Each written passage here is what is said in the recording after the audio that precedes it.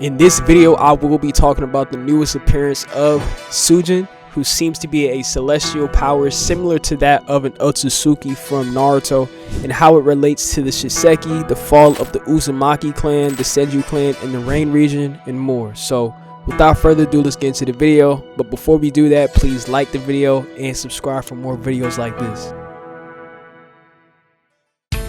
マミは無駄にならない。スジンの警告。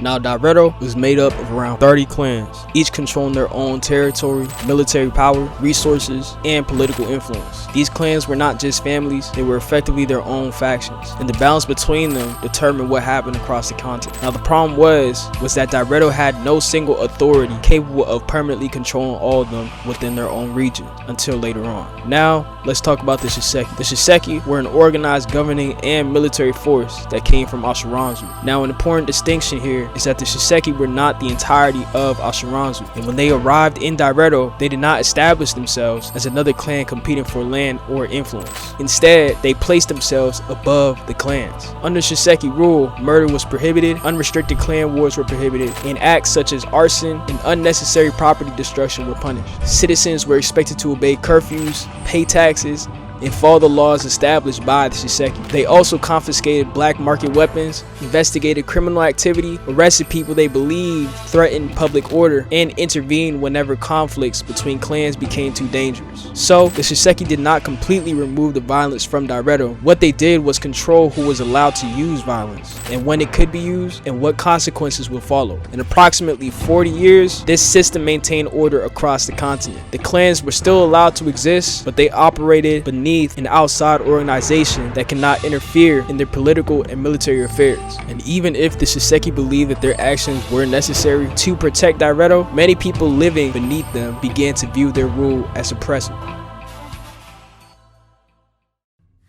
The Shusekki were able to maintain this system because they appeared too powerful to challenge, but that began to change after the assassination of Grand Retainer Yao Luyang. Now, Yao Luyang was one of the highest ranking Shusekki officials operating within Naruto. During the final drawing stage of the clan war, explosives detonated beneath the platform, killing multiple people. Now, Yao's body was later discovered beneath the rubble, and this was important for more than the obvious reason. A Grand Retainer had been assassinated during a major public event. Somebody had successfully attacked the Shusekki near the top of their leadership structure, proving to the rest of Naruto that they were not untouchable. The Shusekki did not collapse immediately after Yao's death, but their authority had been damaged. Resistance continued to grow, their reputation became worse, and their forces gradually lost control of the mainland. And eventually, the organization that governed Naruto for around 40 years was forced back. At the same time, lore posts indicated that conflict was also occurring in Ashiranzu. Reinforcements were being requested, meaning the Shusekki were dealing with instability outside of Naruto as well. Eventually, a fleet with silver sails arrived in connection with the recall known as the Venerable Emperor's Atonement. And after decades of governing the continent, the Shusekki withdrew from Naruto. Now, to many of the clans, this probably represented freedom. The outside force controlling them was gone, the mandate of Ash was no longer being enforced, and the people of Naruto were once again able to determine their own future. But the rivalries between the clans had never actually disappeared.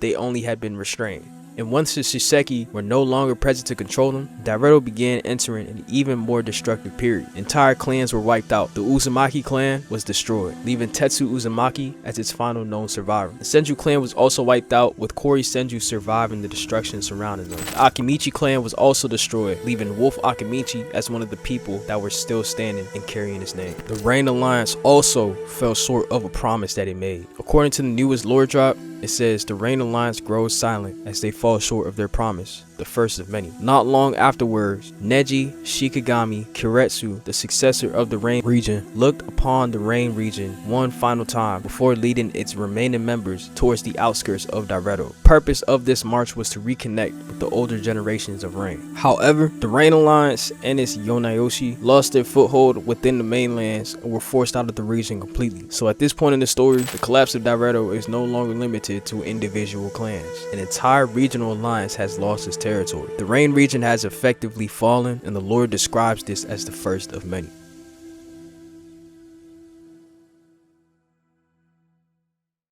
And this is the situation surrounding the newest appearance of Sujin. Now, like I said before, Sujin appears to be a celestial or divine power associated with healing and life. The easiest Naruto comparison would be probably something similar to an Otsutsuki, not necessarily because Sujin has the same abilities or origin, but because she exists on a level far beyond ordinary shinobis, clans, and political organizations. During her appearance, Sujin revealed that she had been hearing the prayers of the people living throughout Daireto. She says, I've heard prayers, an awful lot. I can see why now.